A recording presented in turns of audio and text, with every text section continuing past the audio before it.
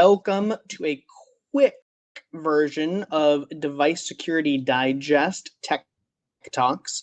Kevin Hilscher and I today are going to be talking about the recently announced and ratified EU Cyber Resilience Act. My name is Alex Deo. I sit on the Device Trust team at DigiCert. And I'm Kevin Hilscher, and I lead the Device Trust product team at DigiCert. Well, like I said, the EU CRA, as it's quickly referred to, was ratified yesterday, October 15th. And so we wanted to quickly discuss it and really dive into how DigiCert's device trust solutions are able to help you meet those requirements. So starting off with the EU CRA itself, I'm going to talk about some of the key requirements here. And with that, I'm going to share my screen and we can take a look at the actual site. Anybody's able to navigate to cyberresilienceact.eu and take a look at these requirements. It's maybe not the most exciting read, admittedly. However, it's not a difficult read. It's really well laid out, and these requirements are pretty straightforward to understand what companies need to do in order to make their devices compliant. Some high-level understanding here of what exactly you need to be paying attention to is device identity and authentication, making sure that each device has a unique identity, which is surprisingly common that companies don't do. So that's a minimum requirement, and making sure that only authorized devices are able to join relative networks. That really reduces your attack surface overall. And jumping into secure software and firmware updates, manufacturers are going to be required to cryptographically sign all the updates to ensure they're authentic and, most importantly, tamper-proof. Nobody gets a hold of them in between. And those should be transmitted over the air, and they should be managed securely to prevent any malicious code injection in that process. Next, there's vulnerability management, making sure that business have implemented real-time vulnerability monitoring, and that if anything happens, there's a rapid response to any emergency threats. Once again, minimizing surface area for attacks and potential damage to the devices. And then SBOM, which is a very hot word lately, which is a software bill of materials.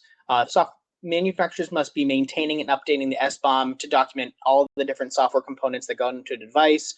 Really, that transparency is the key component there, talking through software composition and how it's managing vulnerability efficiencies. And then getting into encryption data protection.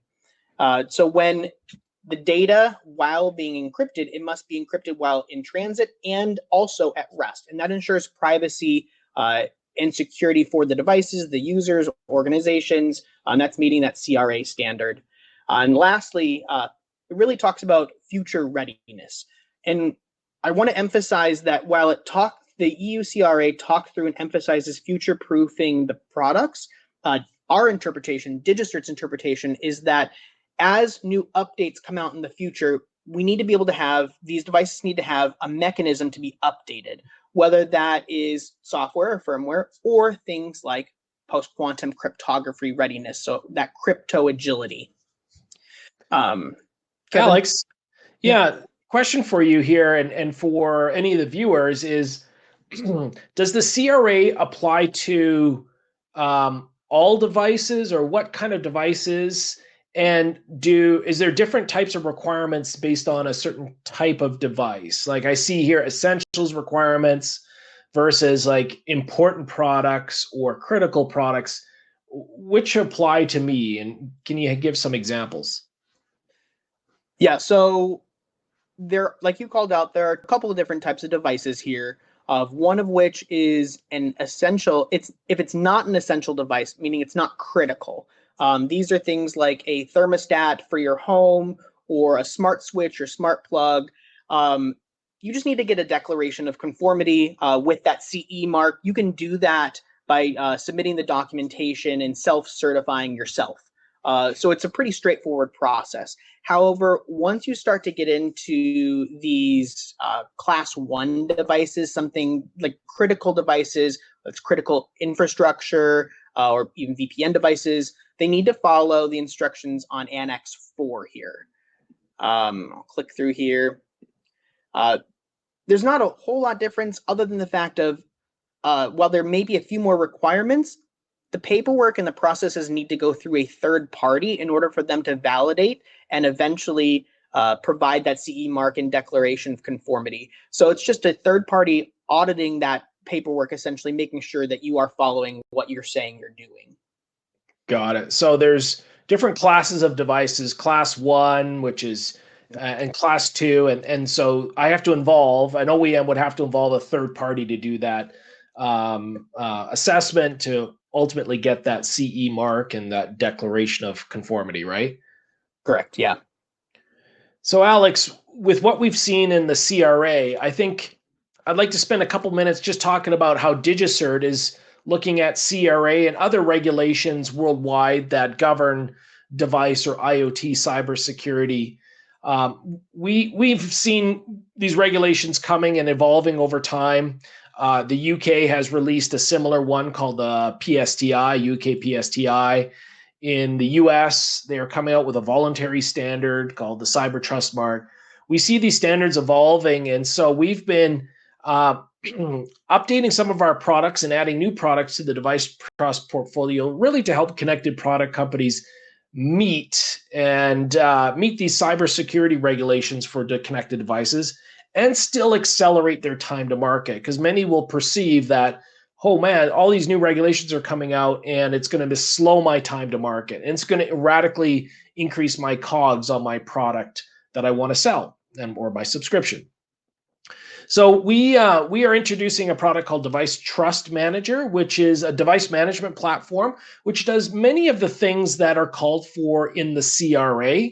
And then on the device side, we have a security SDK for devices that helps with all the similar activities on the device side, and that's called TrustCore SDK. It's our security software developer kit.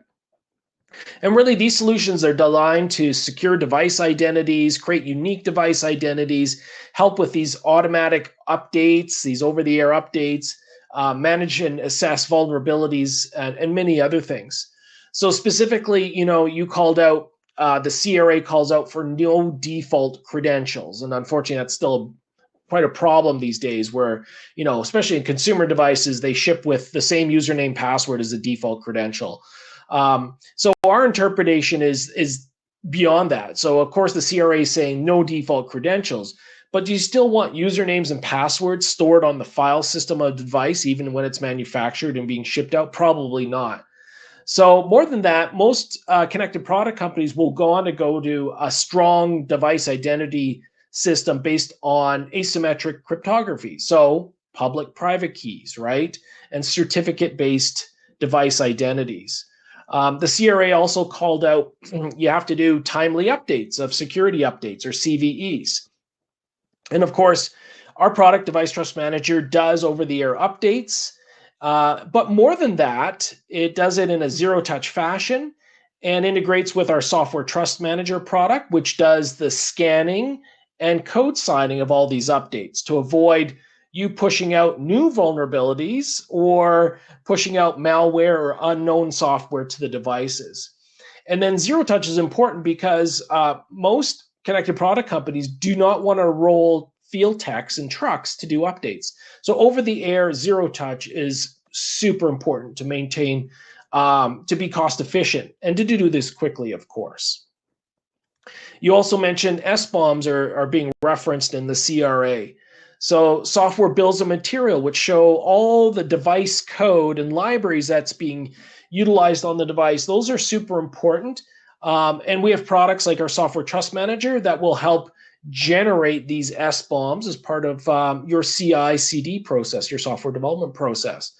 But more than that, we're looking into the future as well. And we're saying these SBOMs provide a rich source of information on the device libraries. And then let's look at these libraries and monitor them for new CVEs, new vulnerabilities, right? So in 6 or 12 months, you took a dependency on some sort of open source library in your connected product. Now it's got a vulnerability. Our platform will tell you about that and then help you create a fix for it, a new firmware, and then deploy that in a zero touch over the air fashion to the devices. And then as you rightly called out, Alex, future proofing. So the big thing that today companies are starting to get awareness around is post-quantum computers. They have a great promise of great things, but one of the negatives of post-quantum computers is they can likely break all the classical crypto algorithms like RSA and elliptical curve fairly quickly. So while the Cyber Resilience Act doesn't call out specifically that you have to use these recently approved NIST quantum safe algorithms like dilithium, we as a DigiCert definitely are promoting to our customers that you should be thinking about and really prepping yourself to do updates of your devices and move them from RSA to elliptical curve either now or in the very near future, especially in light of the fact that NIST just approved all these new algorithms, which are quantum safe. And so we've been adding quantum safe capabilities to all our products, and it's a feature that is part of the Device Trust Manager product and TrustCore products. So lots of things that are going on that we're trying to bring into our products to make the life of an OEM that much easier, right? You still have a lot of work to do to comply with CRA, but we want to help you provide some of the tools and processes to make that quicker and more efficient. I mean, really stepping back for a minute, it isn't about features and doing, all these things. These are all based on really good. The CRA is really based on some really great standards. Some ETSI standards are pulled into here. But if you step back, it's really not about regulation. It's about trust and building customer trust in these products, right? And maintaining market access. So we don't want some of these products to be delisted from the store shelves in the EU when the Cyber Resilience Act comes out and we don't have that CE marking, right? And then ultimately reducing risk as well, right? We don't want these devices turning into bots and being compromised and used to take down websites or government, websites and things like that. So really it comes back to trust and doing the right things for product security. Yeah, I think while this is a great move in the right direction, and I think you and I have talked that a lot of other regions and countries around the world may want to look at this as a minimum bar to uphold for consumer safety for their products and actually requiring companies to comply with this, which is very refreshing to hear.